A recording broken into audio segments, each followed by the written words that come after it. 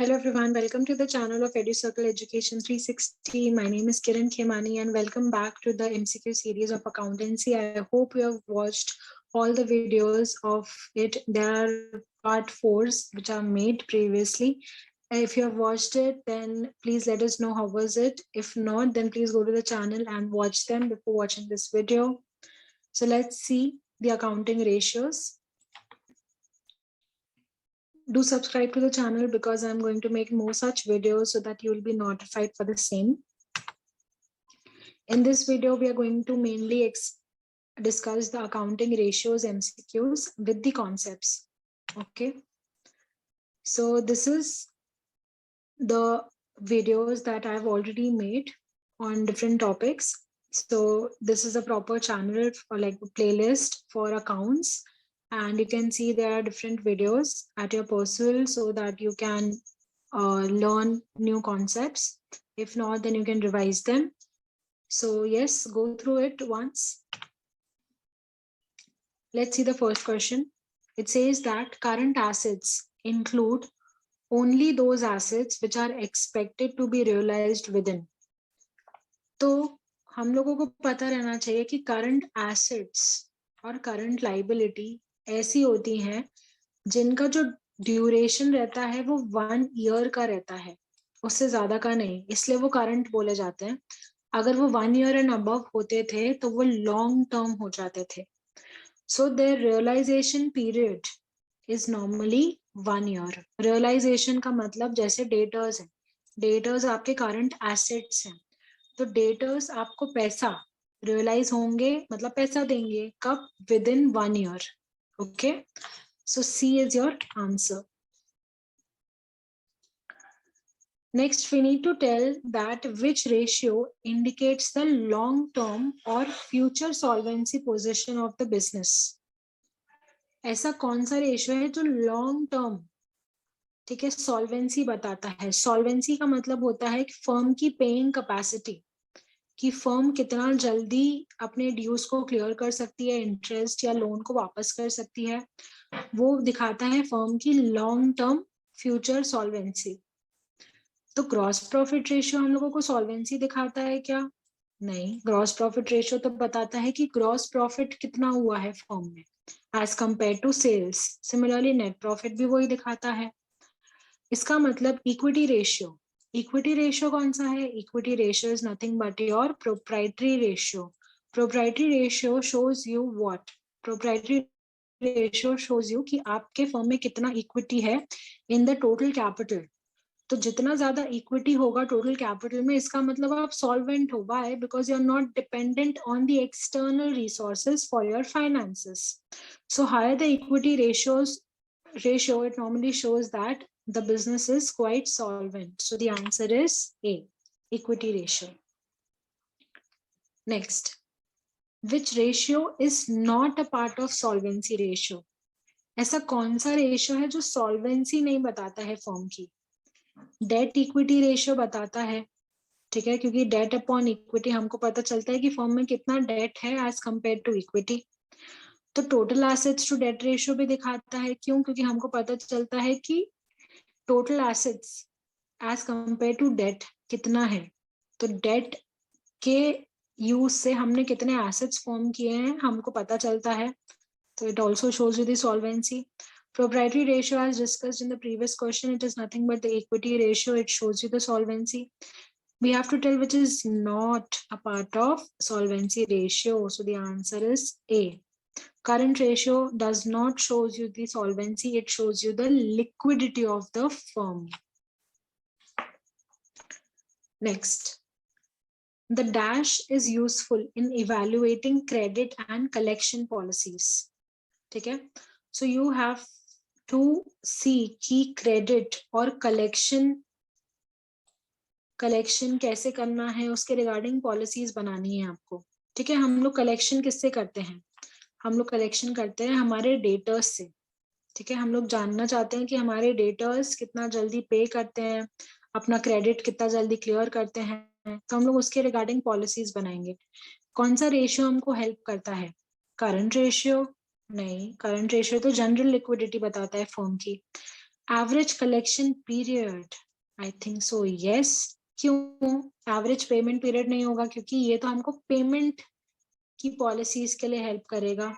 Current asset turnover ratio, current asset turnover ratio आपका turnover बताता है कि आपके एसेट्स कितनी सेल्स जनरेट करने में हेल्प कर रहे हैं।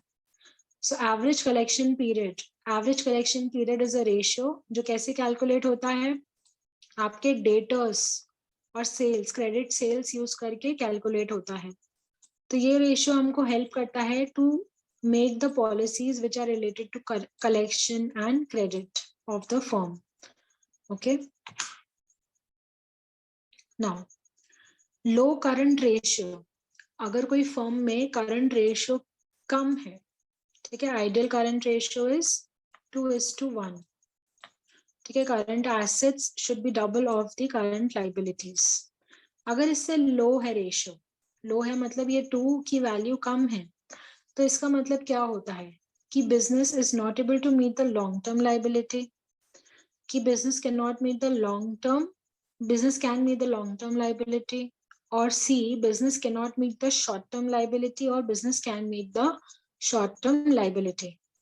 तो हम लोग करंट रेशियो का क्यों निकालते हैं? To show the liquidity of the firm.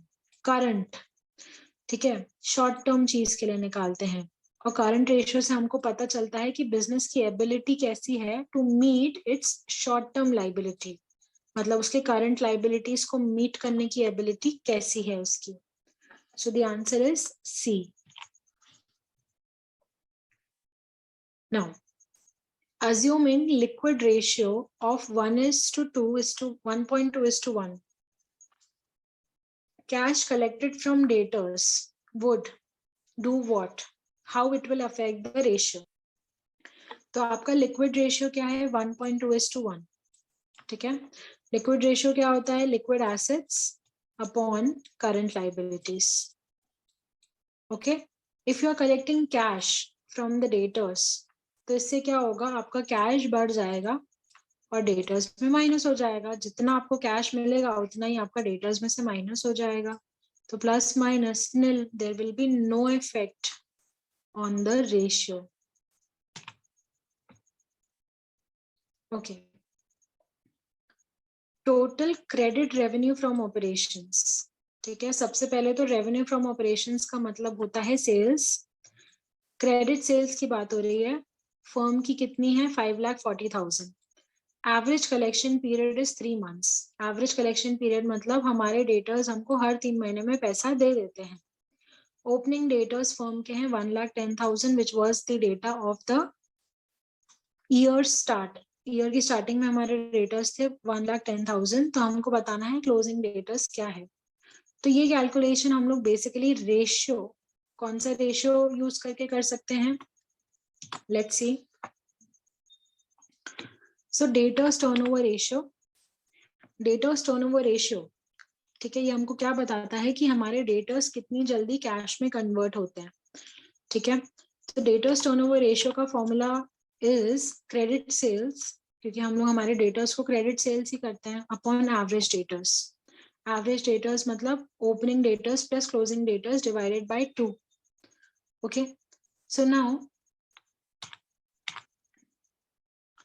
हमको डेटर्स टर्नओवर रेशियो दिया हुआ है, नहीं, डेटर्स टर्नओवर रेशियो हमको नहीं दिया हुआ है। हमने कैसे निकाला? Very important, average collection period हमको दिया हुआ है 3 months। अभी एवरेज कलेक्शन पीरियड का मतलब क्या होता है कि जो भी हमारा डेटा टर्नओवर रेशियो है, जैसे for example data turnover ratio आता है टाइम्स में, तो डेटा टर्नओवर रेशियो का मतलब होता है कि इतने बार साल में, इतने बार डेटर्स हमको पैसा देते हैं। सो अगर आप वो टाइम्स को 12 months से डिवाइड करो, तो 12 months ऊपर और डेटर्स टर्नओवर रेशियो नीचे, तो आपको मिल जाएगा कि कितने महीने में आपको पैसा मिलता है। तो हमको ये तो दिया हुआ है कि 3 months में पैसा मिलता है, तो अपन 12 अपॉन रेशियो करेंगे तो हमको रेशियो मिल जाएगा। Ratio we get is 4 times। तो 4 times हमको रेशियो मिला है, एंड हमको और भी डिटेल्स क्या दिया है? क्रेडिट सेल्स दिया है और ओपनिंग डेटर्स दिया है। ये फॉर्मूला में हम लोग अगर लगा देंगे, ठीक है, what we need to do is इनको कंप्लीट डिवाइडेड बाय 2 करना पड़ेगा। opening debtors plus closing debtors divided by 2. Okay. And your answer will be 1,60,000. Fine. So maybe you can go back a little bit. You can take a screenshot. You can write down how it was calculated. So I hope this video helped you. Please like and share the video and subscribe to the channel. If you haven't watched other parts, kindly watch the other parts of the video. It's going to really help you. All the really best for examination, and I know that you're going to rock your examination. Have the confidence and faith. Thank you so much.